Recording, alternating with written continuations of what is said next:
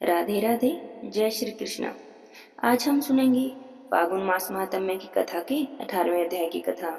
बोलिए शंकर भगवान की जय हो, पार्वती माता की जय हो। पिछले अध्याय की कथा में हमने सुना था कि श्री राम जी ने श्री माता जी की आज्ञा से धर्मारण्य में गए हुए ब्राह्मणों की खोज कराई और उन्हें वापस बुलाया। जब सभी ब्राह्मण वापस आ गए तब श्री राम जी ने ब्राह्मणों से कहा, हे ब्राह्मणों, मैं श्री माता जी की आज्ञा से इस तीर्थ का जीर्णोद्धार करूंगा। आप लोग इस कार्य के लिए मुझे आज्ञा दें और मेरा दान ग्रहण करें। सत्पात्र को ही दान देना चाहिए, अपात्र को कुछ नहीं दिया जाता, क्योंकि सुपात्र नौका की भांति सदा ही पार उतारता है और अपात्र लोहे के पिंड के समान केवल डुबाने वाला होता है। हे ब्राह्मणों, केवल जाति मात्र से ब्राह्मणता नहीं आती, उसके साथ साथ अच्छे कर्म भी होने चाहिए। संसार में क्या कर्म ही बलवती होता है। कर्महीन ब्राह्मणों को दान देने से भला कहाँ फल प्राप्त होगा। इस कारण सत्यवादी ब्राह्मण ही परम पूजनीय माने जाते हैं। अब यश का कार्य प्रारंभ होने वाला है, आप लोग सदा ही इस पर कृपा करें।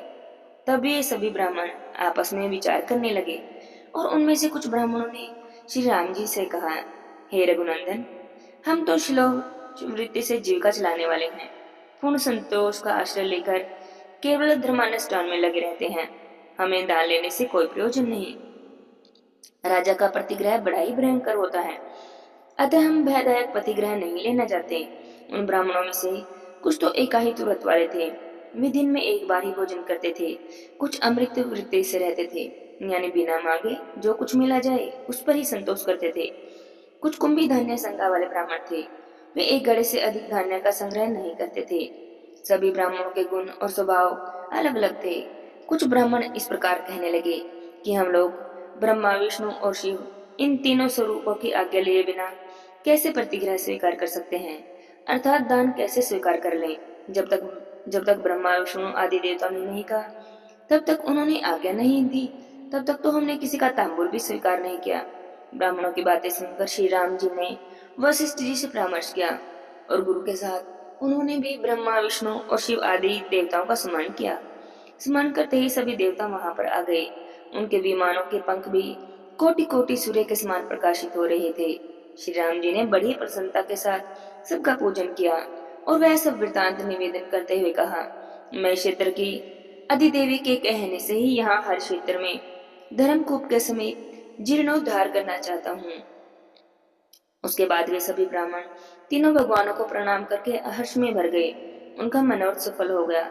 उन्होंने अर्घ्य पाद्य आदि विधि से श्रद्धा से सबका पूजन किया। तीनों देवता ब्रह्मा, विष्णु और शिव क्षण भर विश्राम करके विनय से हाथ जोड़े हुए श्री राम जी से बोले, हे सूर्यवंशी विभूषण राम, तुमने विद्रोही रावण आदि राक्षसों का जो संहार किया है, इससे हम लोग बहुत ही प्रसन्न हैं। तुम इस महान स्थान का उद्धार करो और महान सुयश को प्राप्त करो। उन देवताओं की आज्ञा पाकर दशरथ नंदन श्री राम जी बहुत ही प्रसन्न हुए और ब्रह्मा आदि देवताओं के समीप उन्होंने जीर्णोद्धार कार्य करना आरंभ कर दिया। उन्होंने पहले महान पर्वत के समान सुंदर और विशाल वेदी बनवाई। उसके ऊपर अनेक सुंदर गृहशाला और आदि का निर्माण करवाया। उस शालाओं में यथास्थान खजाना और गृह उपयोगी आवश्यक वस्तुओं का संग्रह करवाया। कोटि कोटि स्वर्ण मुद्राओं, रस और वस्त्र आदि से यह शालाएं भर गई थी। उनमें धन धान्य, समृद्धि और सब प्रकार की धातुओं का संग्रह किया गया। यह सब करके श्री राम जी ने ब्राह्मणों को दान दिया। उन्होंने एक एक ब्राह्मण को 10-10 दूध देने वाली गौएं दी। उन्होंने ब्राह्मणों के लिए 4,000 गांव दिए और ब्रह्मा, विष्णु और शिव, इन तीनों देवताओं को उन्होंने स्थापित किया। इसलिए संसार में त्रयविद नाम से उनकी ख्याति हुई। इस प्रकार ब्राह्मणों को वह परम अद्भुत दान दिया। उन्होंने वहां पर अपने कुल के स्वामी भगवान सूर्य को स्थापित किया। चारों वेदों से युक्त ब्रह्मा जी की स्थापना की। महाशक्ति श्री माता और श्री हरि को स्थापित किया। विघ्नों का निवारण करने के लिए दक्षिण द्वार पर उन्होंने गणेश जी और अन्य देवताओं की भी स्थापना की। वीरवर श्री रघुनाथ जी ने 7 मंजिल के मंदिर बनवाए और यह नियम किया कि जो भी यहाँ शुभ और मांगलिक कार्य करे, जैसे पुत्र होने पर जात क्रम संस्कार, अन्नप्राशन, मुंडन आदि कर्म करे, यज्ञ कर्मों में लक्ष होम, कोटि होम करे, वास्तु पूजा या गृह शांति करे। ऐसे महोत्सव के अवसर पर मनुष्य जो कुछ भी द्रव्य, अन्न, वस्त्र, धेनु, स्वर्ण, रजत आदि का जो भी दान ब्राह्मणों के लिए दे, उससे पहले ही कार्य की सिद्धि के लिए, कार्य की नींव का पूर्वक सिद्धि होने के लिए भगवान बकुल, आदित्य और श्री माता का भात निकाल दे। जो मनुष्य मेरी आज्ञा का उल्लंघन करके विपरीत आचरण करेगा, उसके कर्म में विघ्न उपस्थित होंगे। और ऐसा कहकर श्री राम ने प्रसन्न चित्त से देवताओं की बावलियां सुंदर चार दीवार दुर्ग के उपकरणों और विस्तृत सड़कों और गलियों का पुनर्निर्माण करवाया। इस तरह इन सब वस्तु का विस्तार पूर्वक निर्माण करवाकर श्री रघुनाथ जी ने उन्हें त्रिविद्या के मुख्य मुख्य विद्वानों को सौंप दिया। श्री राम जी का शासन वहां ताम्रपत्र पर लिखकर रख लिया गया और उसको जो भी कोई लोभ करेगा, उसके पूर्वज नरक में पड़ेंगे, उसके आगे के कुल में संतति नहीं होगी। उसके बाद श्री राम जी ने पवन पुत्र हनुमान जी को बुलवाया और कहा, हे महावीर वायु पुत्र हनुमान, यहाँ पर तुम्हारी भी पूजा होगी। तुम क्षेत्र की रक्षा के लिए सदा यहीं पर वास करो। तब हनुमान जी ने श्री राम जी को प्रणाम करके प्रभु की आज्ञा को शिरोधार्य कर लिया। व्यास जी कहते हैं, जो लोग राम राम राम इस मंत्र का उच्चारण करते हैं, खाते पीते सोते चलते बैठते सुख में या दुख में राम नाम का जाप करते हैं, उन्हें दुख दुर्भाग्य आदि व्याधि का भय नहीं रहता। उनकी आयु संपत्ति और बल प्रतिदिन बढ़ते ही जाते हैं। राम का नाम लेने से मनुष्य भयंकर पाप से छूट जाता है और नरक में नहीं पड़ता, अक्षय गति को प्राप्त होता है। और इस प्रकार श्री राम जी ने तीर्थ का उद्धार करके सब कार्य पूरा कर ब्राह्मणों की परिक्रमा कर उन्हें प्रणाम किया। गाय, घोड़े, भैंस, रथ आदि बहुत से दान दिए और सेना सहित लौट गए। इसके बाद अयोध्या नगरी में जाकर उन्होंने दीर्घ काल तक राज्य किया। महाराज युधिष्ठिर पूछते हैं, हे मुने, कलयुग प्राप्त होने पर संसार में कैसा व्यय होता है? तब व्यास जी कहते हैं, हे राजन, कलयुग में लोग असत्यवादी और साधु पुरुषों की निंदा करने वाले होंगे। वे सभी लुटेरे, कर्म करने वाले और पितृभक्ति से दूर होंगे। अपने ही गोत्र की स्त्रियों से रमण करने वाले और चपलता के ही चिंतन में तत्पर होंगे। एक दूसरे के विरोधी ब्राह्मण, द्वेष और शरणागत का वध करने वाले होंगे। कलयुग प्राप्त होने पर ब्राह्मण वेद भ्रष्ट हो जाएंगे, अहंकारी हो जाएंगे, सत्कर्म का लोप हो जाएगा।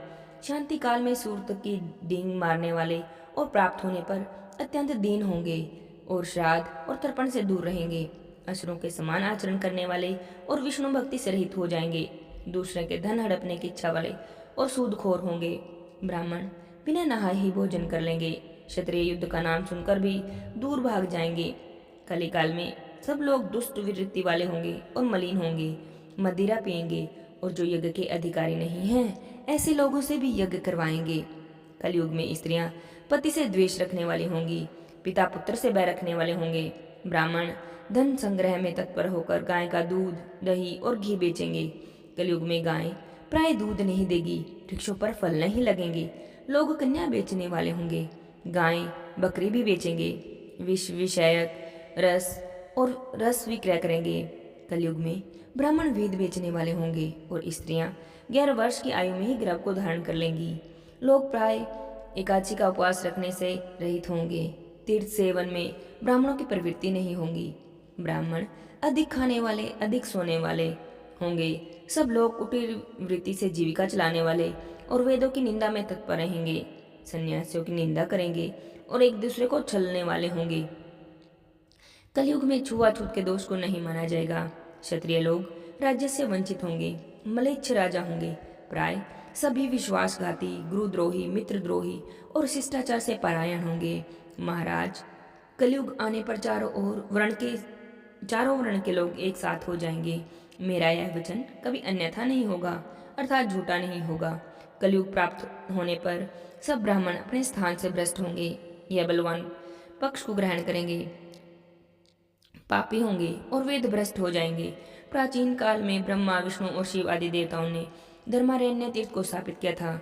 सतयुग में इस तीर्थ का नाम धर्मारण्य, धर्मात्रेता में सत्य मंदिर, द्वापर में वेद भवन और कलयुग में मोरख हुआ। जो मनुष्य श्रद्धा पूर्वक सब पापों का नाश करने वाले इस धर्मारण्य महात्म्य को सुनता है, वह मन, वाणी और शरीर से होने वाले त्रिविध पापों का नाश कर देता है। एक बार इसे सुनने या पढ़ने से सभी पापों का नाश हो जाता है। स्त्री हो या पुरुष हो, जो भी इसे भक्ति से सुन लेता है उसे कभी नरक का दर्शन नहीं होता। बोलिए विष्णु भगवान की जय हो। आज के अध्याय की कथा को हम यहीं पर विराम करते हैं। आगे के अध्याय की कथा हम कल सुनेंगे। बोलिए शंकर भगवान की जय हो, पार्वती माता की जय हो। जय जय श्री राधे श्याम।